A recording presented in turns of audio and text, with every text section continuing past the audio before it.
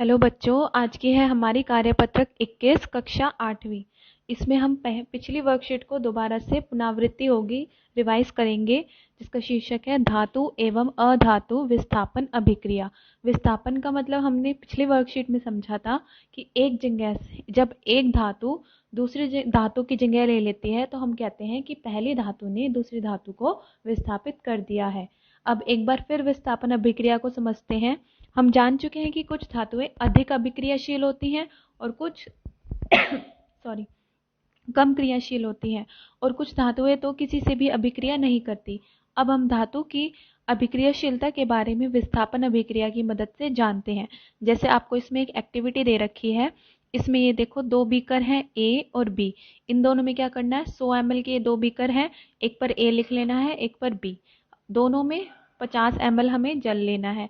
प्रत्येक बीकर में से 1 चम्मच कॉपर सल्फेट होता है, हमारा कॉपर सल्फेट का एक सॉल्ट आता है, उसको हम 50 ml जल में घोल देंगे। घोलने के बाद उनका विलयन बन जाएगा। ठीक है।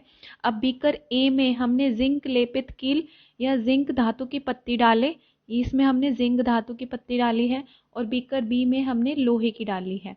ठीक है। अब हम इसको थोड़ी देर कुछ समय के लिए रख देंगे और बाद में हम देखेंगे कि बीकर ए में ऐसा कलर आ गया है और बीकर बी में इस तरीके से आ गया है। प्रेक्षण में हमारा क्या रहा, ये देखो।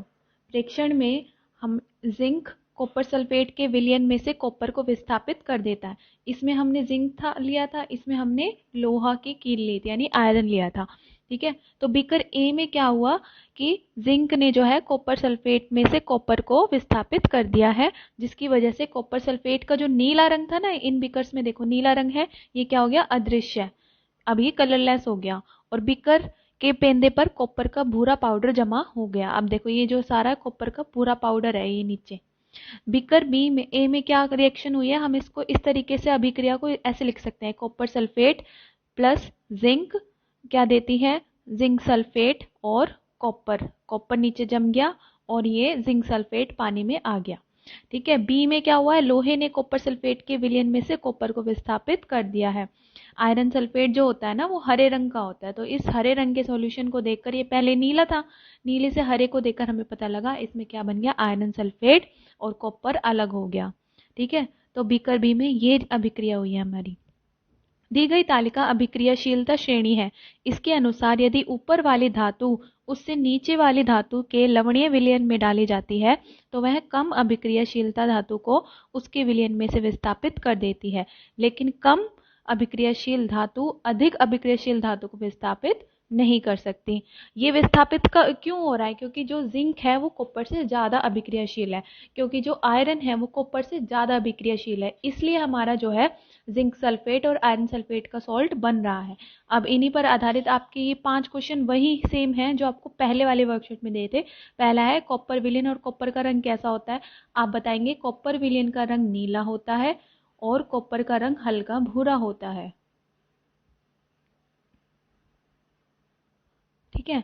कॉपर जिंक के विलयन में से जिंक को विस्थापित क्यों नहीं कर पाता है, अब देखो कॉपर आप लिखेंगे क्योंकि कॉपर जो है, ये देखो ये जो साइड में आपको दी गई है ना, इसको बोलते हैं रिएक्टिविटी सीरीज, या हम बोल सकते हैं अभिक्रियाशील धातु कौन सी सबसे ज्यादा है वो इसमें ऊपर दी गई है और कौन सी सबसे कम है वो नीचे दी गई है। तो आप इसमें देखो जो धातु जितनी ऊपर है वो अपने नीचे वाली धातुओं से उससे ज्यादा अभिक्रियाशील है।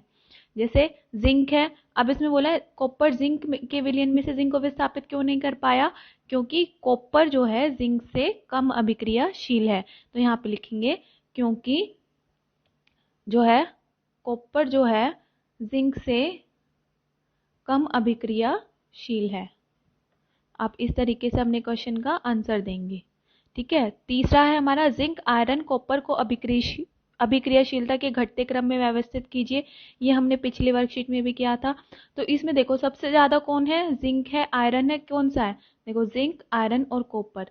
तो सबसे पहले आएगा हमारा जिंक सबसे ज्यादा है, ये हम साइन लगाएंगे घटते क्रम का, फिर हमारा आयरन आएगा, उसके बाद हम लगाएंगे कॉपर। ठीक है। प्रश्न 4 है क्या होता है जब एक लोहे की कील को कॉपर सल्फेट के विलयन में रख दें।